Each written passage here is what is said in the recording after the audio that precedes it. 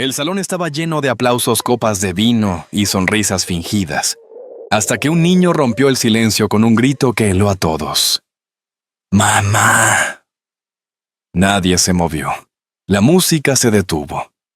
El hijo del millonario corrió entre los invitados y se lanzó a los brazos de la empleada doméstica, mientras ella lloraba sin entender cómo aquel pequeño podía reconocerla. Lo que pasó después cambió para siempre la vida de todos los que estaban allí. Y antes de seguir, permíteme desearte salud y paz. Dime, ¿desde qué país y a qué hora estás viendo esta historia? En la mansión de la Eliana el sonido más fuerte no era el del reloj ni el del viento, sino el vacío que dejaba un niño que no hablaba desde hacía un año. Álvaro Herranz observaba el jardín cubierto de hojas secas. La brisa de otoño levantaba un leve polvo dorado, y por un instante le pareció escuchar la risa de Elena entre los naranjos. Cerró los ojos. La memoria era cruel, regresaba sin aviso con la precisión de un reloj roto. Detrás de él, Martín movía su pequeño coche rojo, entre las baldosas del suelo. Ida y vuelta, ida y vuelta. Tenía apenas 2 años, y desde la muerte de su madre, no había pronunciado palabra. Solo lo seguía con la mirada como si aquel coche pudiera llevarlo a donde ella estaba. Álvaro recordaba las noches en que Elena cantaba nanas, y ahora cada vez que Martín guardaba silencio sentía que ese silencio era un reproche que le quemaba el alma. Cada mañana repetía el mismo ritual café periódico silencio. Fingía leer, pero sus ojos no pasaban de la primera línea. La taza se enfriaba entre sus manos, y el olor a café tostado apenas lograba disimular el aire de tristeza que flotaba por toda la casa. Sobre la chimenea la fotografía de Elena seguía enmarcada con flores marchitas. La había conocido en la universidad cuando ambos soñaban con construir una familia luminosa. Ahora ese sueño se había convertido en una casa llena de ecos. A media mañana Mateo Robledo, su amigo y abogado, llegó sin avisar. Traía un aire de preocupación y una carpeta bajo el brazo. «¿Deberías salir un poco?», Álvaro dijo con tono suave. «Valencia está preciosa en esta época. O al menos deja que el niño vea otras caras». Álvaro respondió sin apartar la vista de la ventana. «Lo intento, Mateo». Pero él no reacciona. Mateo observó al pequeño que no giró siquiera la cabeza. Quizás alguien nuevo en la casa podría ayudar. Una persona amable que no tenga recuerdos del pasado. Álvaro asintió lentamente. «Buscaré a alguien», murmuró, más para sí que para su amigo. Aquella tarde Sofía Velarde llegó a la mansión. Era la prometida de Álvaro, una mujer de belleza elegante y maneras ensayadas. Su perfume caro precedía sus palabras. Otra vez tan serio, bromeó dejando su bolso sobre el sofá. «Tenemos que definir la fecha del compromiso». Álvaro asintió distraído. Sofía desplegó una revista de bodas señalando flores, menús, vestidos. Hablaba con entusiasmo mecánico sin notar el vacío en la mirada de su pareja. «Podríamos hacerlo en la Ciudad de las Artes, sería perfecto». «Como quieras», respondió él. Sofía lo miró impaciente. «Ni siquiera me miras cuando hablo». «¿En qué piensas todo el tiempo?». «En él», dijo Álvaro mirando a Martín. «En lo que le falta». Sofía se encogió de hombros. «Necesita disciplina, no lástima». «Los niños se adaptan rápido». Álvaro suspiró. «Oh, todos». Ella se inclinó para besarlo, pero él apenas respondió. El cochecito de Martín cayó al suelo con un golpe seco. El niño permaneció inmóvil, sin expresión, sin un solo gesto. Sofía se apartó incómoda.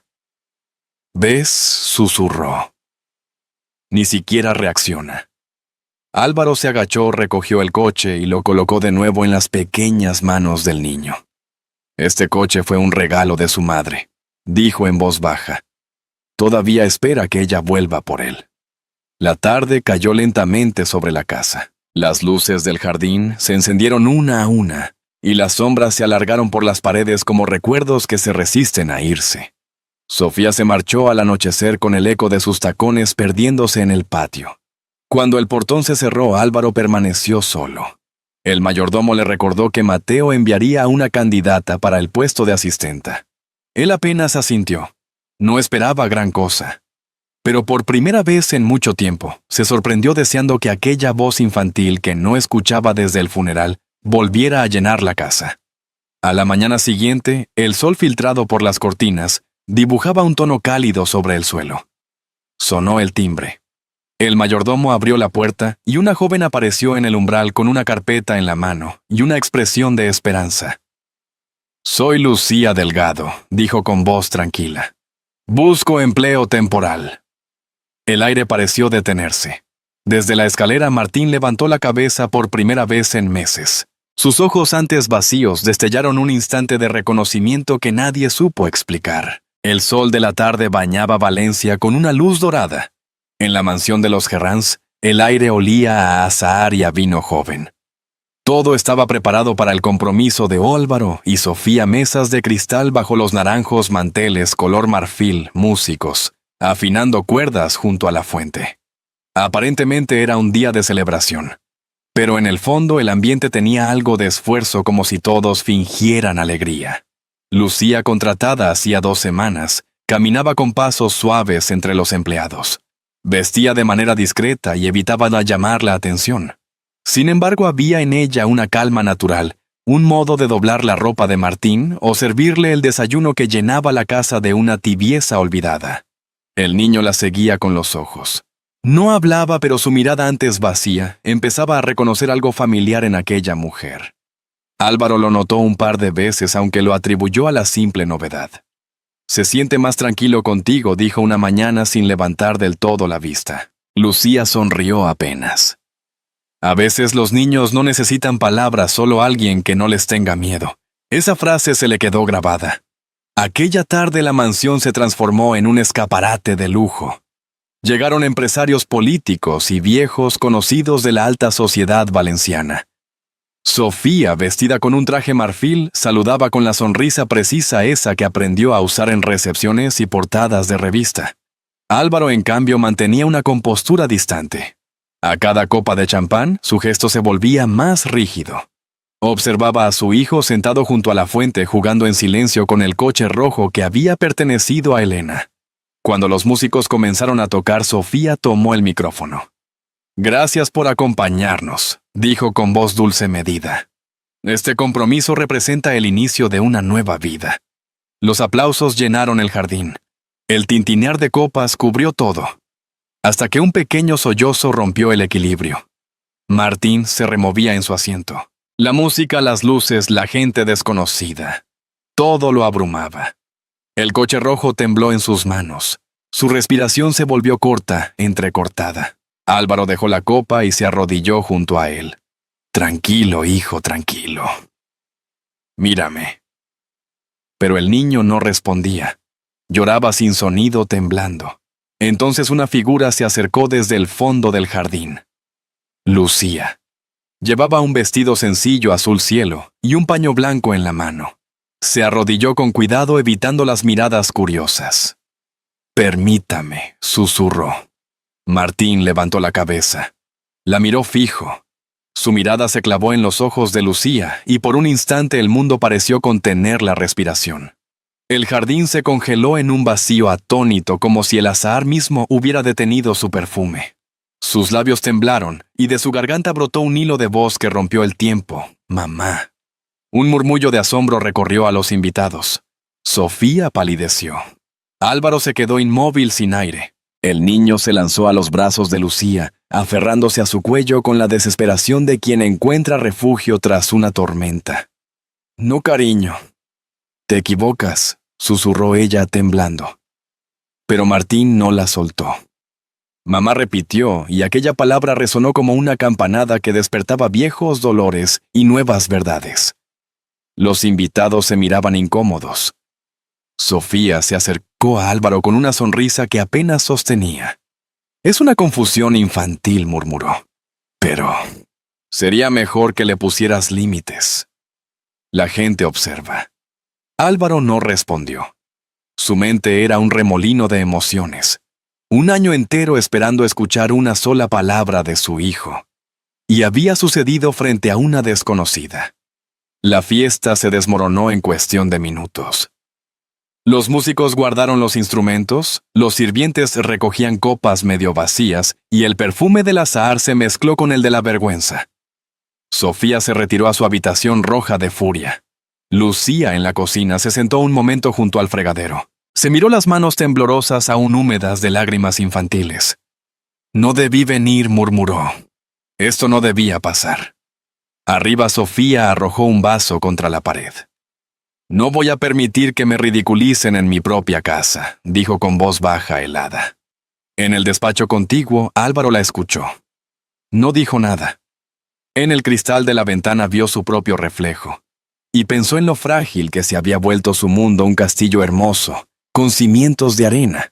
Esa noche Martín durmió aferrado al coche rojo. Lucía lo había dejado junto a él, arropándolo con la delicadeza de una madre que ya ha despedido demasiadas veces. Afuera el viento movía las cortinas trayendo olor a naranjos. En algún rincón de la casa, entre la culpa y el desconcierto, algo había cambiado para siempre. La mañana después de la fiesta amaneció gris sobre Valencia. Un cielo pesado sin reflejos cubría la mansión Herranz. El aire tenía el sabor metálico que deja la vergüenza después de una noche de apariencias. Nadie hablaba demasiado. Los empleados caminaban con pasos leves, evitando el crujir del suelo.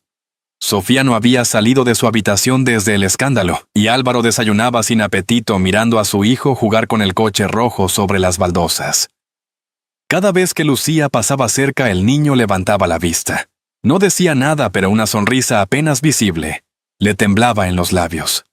Era suficiente para que el aire se sintiera distinto. Álvaro lo observaba con una mezcla de asombro y alivio. Después de tanto tiempo, Martín parecía volver de un lugar lejano. El sonido de tacones interrumpió el momento. Sofía apareció en la puerta. Iba impecable, maquillada con precisión quirúrgica, como si su rostro fuera una máscara recién pulida. «Buenos días», dijo con una sonrisa tensa. «Espero que hoy todo esté más tranquilo». Lucía bajó la cabeza. Álvaro, sin mirarla, respondió. «No fue culpa de nadie». El niño se asustó con tanta gente. «Claro», contestó ella sosteniendo la mirada sobre Lucía. Los niños confunden fácilmente el cariño con la costumbre. El comentario flotó en el aire cargado de veneno. Luego Sofía se marchó con el mismo perfume caro que dejaba siempre tras de sí, pero esa vez con un dejo amargo como de derrota. Esa tarde subió al despacho y cerró la puerta con llave. Había pasado la noche en vela repasando cada mirada, cada murmullo. Aquella empleada debía irse. No era solo orgullo. Era miedo. Sofía había crecido en la sombra de una madre infiel y un padre ausente. Aprendió que el amor era un lujo inestable, algo que podía serle arrebatado en cualquier momento. Y ahora ver a ese niño aferrarse a otra mujer le despertaba viejos fantasmas. Antes de que me borren de esta casa, pensó, me encargaré de hacerlo yo. Con manos firmes abrió su tocador. Tomó un collar de diamantes y lo guardó en un pequeño estuche. Bajó a la lavandería donde Lucía solía doblar la ropa y miró a su alrededor toallas limpias olor a jabón y una cesta con el bolso de la joven. Abrió el cierre, metió el estuche entre las prendas y cerró de nuevo. Sonrió, pero su sonrisa tenía más tristeza que malicia. Horas después bajó al salón con gesto preocupado. «Álvaro, no encuentro mi collar. El de diamantes. El que llevé anoche». Él levantó la vista cansado. «¿Lo has buscado bien? Sí, en todas partes. Me temo que alguien lo ha tomado». Sus ojos se posaron en Lucía con un aire estudiadamente casual. Lucía se quedó helada. «Perdón, no entiendo». «Eres la única que entró en mi habitación esta mañana», respondió Sofía con voz fría. En ese momento Mateo apareció en el pasillo. «¿Qué ocurre, Sofía?», suspiró conteniendo una lágrima falsa. «Nada. Solo que mi collar ha desaparecido y parece que está en las cosas de esta mujer». Lucía palideció. Sofía abrió el bolso y el estuche brilló bajo la luz. Un murmullo recorrió la sala. «No sé cómo llegó ahí, lo juro por mi vida», dijo Lucía temblando. Álvaro apretó los puños. La duda le atravesó el pecho. «Lucía, Será mejor que te tomes unos días. Mateo y yo aclararemos esto. Lucía no discutió. Recogió sus cosas y fue hacia la puerta. Martín corrió detrás de ella, pero Sofía se adelantó y lo sujetó con un gesto rápido. No, cariño. Ella no puede quedarse. El niño la miró sin comprender y empezó a llorar sin sonido. Cuando la puerta se cerró, Álvaro permaneció inmóvil. Las palabras no le salían. Algo en los ojos de Lucía, una mezcla de pena y dignidad, le había dejado una herida difícil de explicar. Mateo, sin embargo, tenía otra expresión. Subió al despacho y revisó el sistema de cámaras. Las horas de madrugada pasaron una a una hasta que la imagen se detuvo Sofía, entrando sola en la lavandería con el estuche en la mano. Su respiración se aceleró. Rebobinó. Volvió a mirar. No había error. Bajó con paso firme y tocó la puerta del salón. Álvaro dijo con voz grave: «Necesito hablar contigo. He visto algo que cambia todo». Sofía bajaba por las escaleras en ese momento. El brillo en los ojos de Mateo le heló la sangre. Durante un segundo comprendió que la verdad no se destruye solo. Espera el momento adecuado para salir a la luz. La mañana siguiente amaneció limpia y clara sobre Valencia, como si la tormenta de la noche anterior hubiera lavado más que las calles. La luz entraba por los ventanales del despacho, dibujando reflejos dorados sobre el suelo encerado. El aroma del café recién hecho se mezclaba con el perfume leve de los naranjos del jardín, pero dentro el aire pesaba. Álvaro no había dormido. Llevaba la misma camisa arrugada sin abotonar del todo, los ojos hinchados de insomnio y culpa. Mateo llegó temprano con paso decidido y una carpeta bajo el brazo. Saludó brevemente al mayordomo y subió sin esperar anuncio. «He estado revisando las cámaras de seguridad», dijo en cuanto entró, encendiendo su portátil sobre la mesa. «Tienes que ver esto». Álvaro se inclinó. La pantalla mostraba la lavandería en penumbra. Sofía entraba sola mirando hacia los lados, y después abría el bolso de Lucía para esconder un pequeño estuche brillante.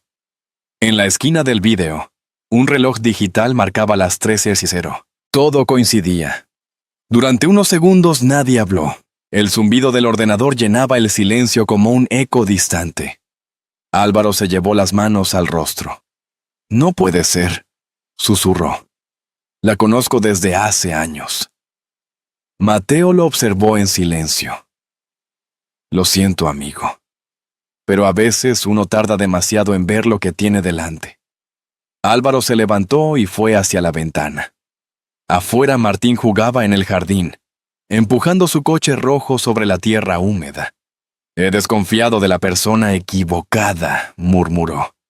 «Y he dejado que el miedo decida por mí». «Todavía puedes arreglarlo», dijo Mateo. «Pero hazlo pronto. No todos esperan para siempre». El resto del día transcurrió con calma tensa.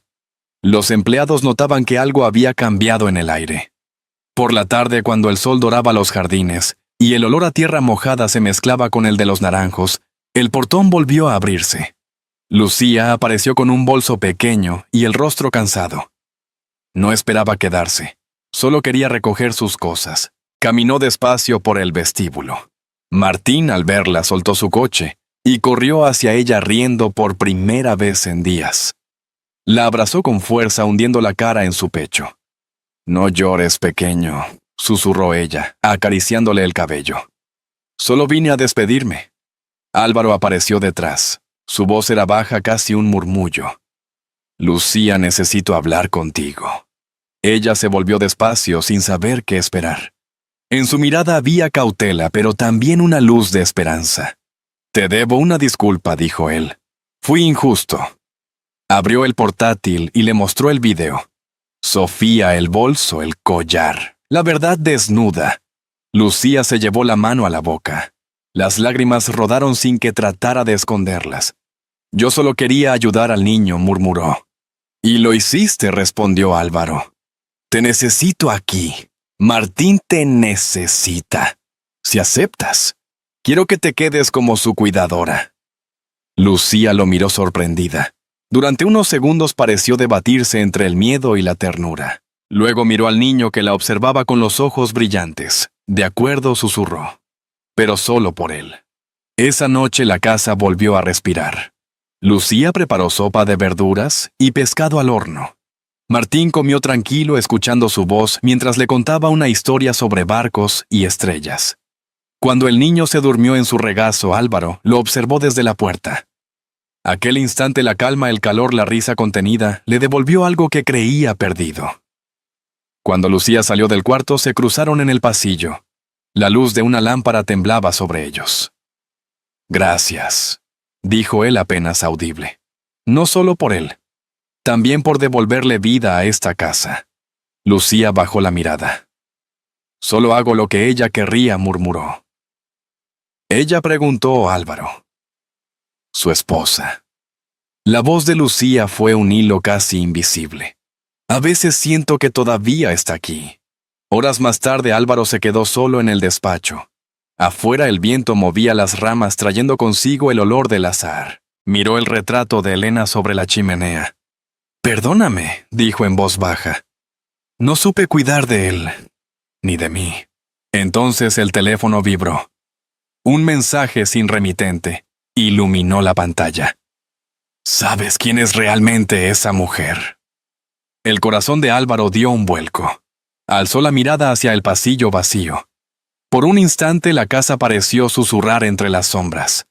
La paz que tanto había costado recuperar empezaba de nuevo a resquebrajarse. La lluvia fina caía sobre los tejados de Valencia, tiñendo la ciudad de un gris melancólico. En la mansión Herranz, el sonido del agua golpeando los cristales era el único que rompía el silencio. Álvaro llevaba horas despierto sentado frente a su escritorio. Aún no podía borrar de su mente aquel mensaje anónimo. «¿Sabes quién es realmente esa mujer?». Una frase breve pero lo suficientemente precisa para resucitar viejas dudas que creía enterradas. Al amanecer bajó a la cocina. El olor a pan tostado y café lo recibió con una calidez que contrastaba con la tormenta interior. Lucía estaba preparando el desayuno. Martín, sentado en su silla, reía mientras golpeaba la mesa con la cuchara. Su risa llenaba la habitación como si espantara a todos los fantasmas. «No recordaba este sonido», dijo Álvaro, apoyado en el marco de la puerta con una sonrisa tímida. Lucía levantó la vista. «El de un niño riendo cambia toda una casa», respondió ella sin dejar de remover el chocolate caliente. Mateo llegó poco después empapado por la lluvia con una carpeta llena de papeles. «He estado revisando el informe del accidente de Elena», dijo, mientras se quitaba el abrigo. «Hay algo que no encaja con las fechas del mantenimiento». Álvaro frunció el ceño. «¿Qué quieres decir? ¿Que el sistema de frenos fue manipulado días antes y el taller donde se hizo no figura en ningún registro?» Lucía, que había escuchado desde la encimera, sintió que el aire se le escapaba. Un escalofrío recorrió su espalda. La taza que tenía en las manos se deslizó y se rompió contra el suelo. «¿Estás bien?», preguntó Álvaro acercándose. «Sí». «Solo fue un descuido», respondió ella con voz temblorosa. Por la tarde la lluvia no cesaba. Mateo se encerró en el despacho revisando documentos, y Lucía decidió no esperar más. Llamó a la puerta y entró con paso inseguro. «Necesito decirte algo», murmuró. Mateo la miró sorprendido. Sobre el accidente, ella asintió respirando hondo. «Mi nombre real no es Lucía Delgado». «Me llamo Lucía Montes Valdepeñas», dijo al fin, con voz baja pero firme. «Tengo 32 años. Fui amiga de Elena desde la universidad. Compartíamos sueños de maternidad y de trabajo. Era como mi hermana». Tomó aire y continuó. «Su marido nunca lo supo, pero yo la visitaba a menudo en Madrid. Cuando comenzó a temer por su seguridad, me confesó que sospechaba de Sofía. Poco después, todo pasó demasiado rápido». Lucía apretó las manos. Tenía que cumplir su promesa. «Después del accidente me fui de Madrid, me escondí. Cambié mi nombre. Héctor, mi exmarido abusivo, me perseguía por deudas y control. Y temí que si sabían quién era nunca me dejarían acercarme al niño. Sus palabras flotaron en el aire con el mismo peso que la lluvia en los cristales. No vine por Álvaro, añadió con lágrimas contenidas. Vine por el pequeño, por cumplir la palabra que le di a Elena. Mateo la escuchó en silencio. Cuando terminó, asintió lentamente. A veces la verdad llega disfrazada de culpa, dijo. Pero lo que has hecho es lo más valiente que he visto en años. Esa misma noche, en otro punto de la ciudad, Sofía sostenía el teléfono con los dedos tensos. ¿Quién es?, preguntó. Soy Héctor Ugarte, respondió una voz grave. Me dicen que sabes dónde está Lucía. Sofía se quedó inmóvil. Sí. Y quiero que desaparezca. Mañana te enviaré la dirección. A la mañana siguiente, el cielo amaneció de un gris ceniza. La lluvia persistía fina y constante. Cuando el timbre sonó, el mayordomo apenas tuvo tiempo de reaccionar. Un hombre alto de traje oscuro cruzó la puerta sin esperar invitación.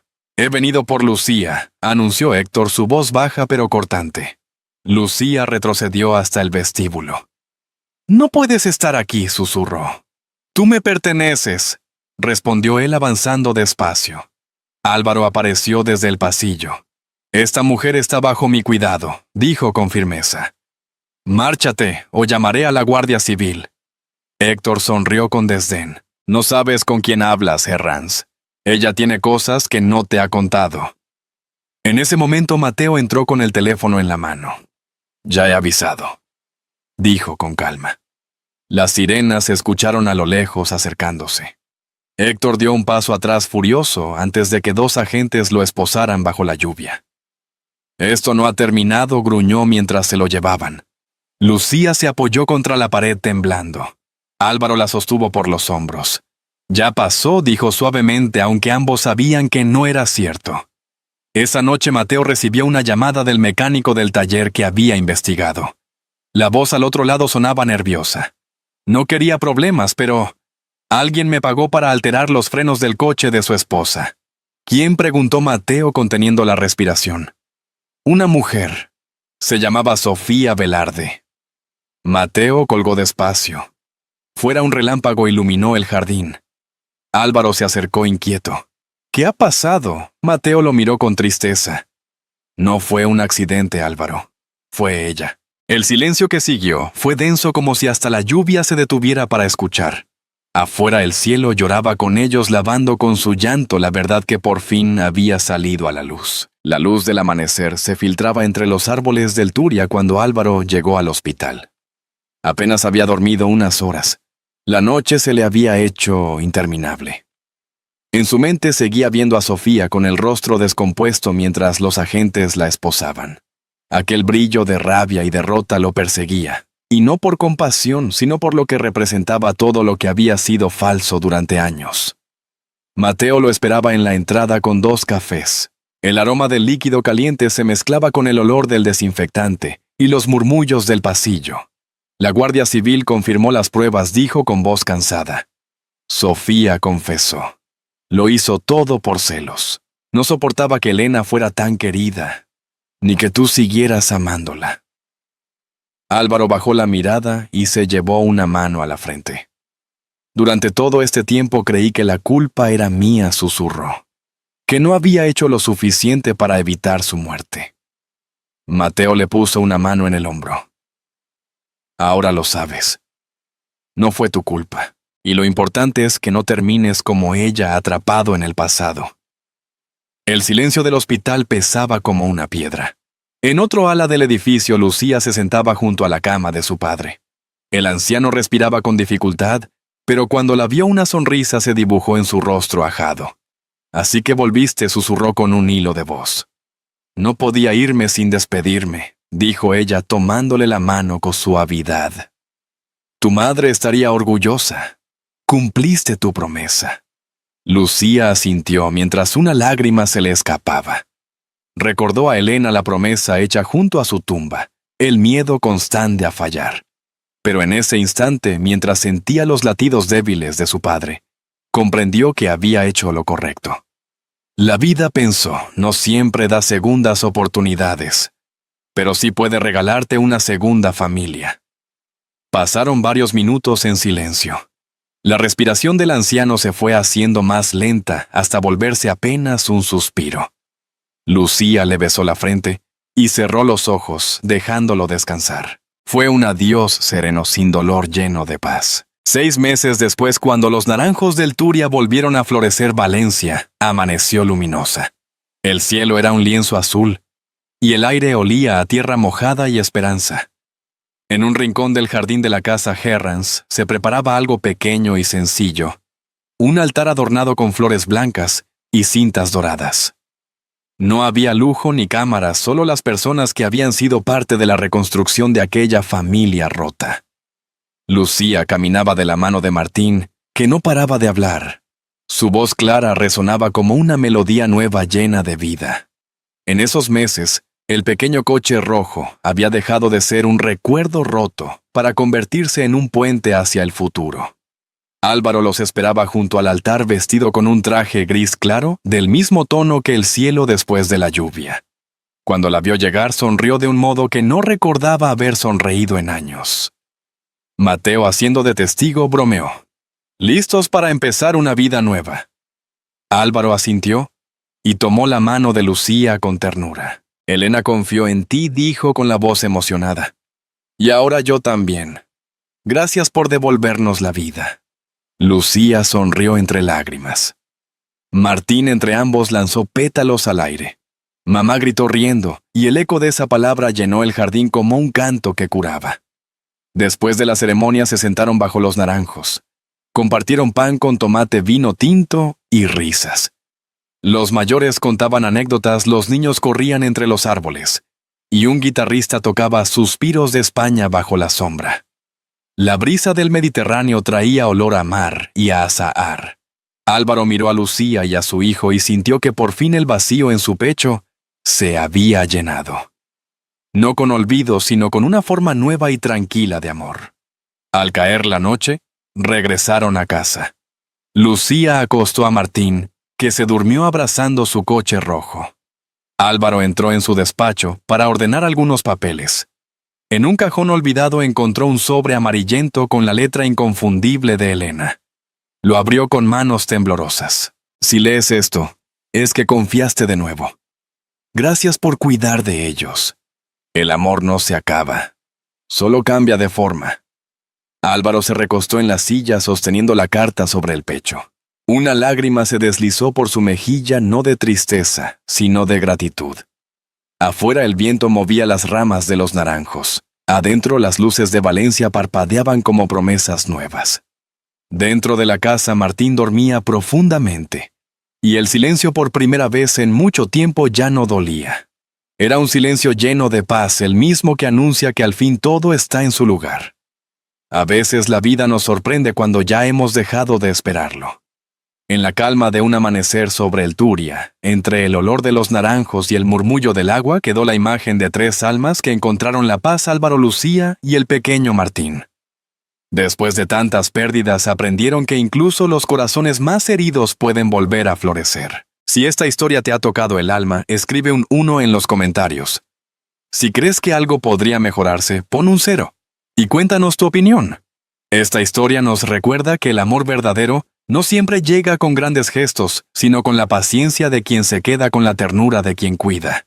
Redimir el pasado no es borrar lo vivido, sino aprender a mirar el dolor con gratitud. Porque solo el que se atreve a perdonar puede comenzar de nuevo. Como una lámpara encendida en la ventana durante la noche, un acto de bondad puede guiarnos incluso por los caminos más oscuros de la vida. Tarde o temprano todos necesitamos volver a casa, no a un lugar sino a un abrazo, a una voz, a una segunda oportunidad. Si esta historia resonó contigo, compártela para que más corazones recuerden que la familia no siempre se hereda. A veces se elige. Y cuando esta noche escuches el silencio, tal vez descubras como ellos que la verdadera paz llega cuando decidimos amar sin miedo.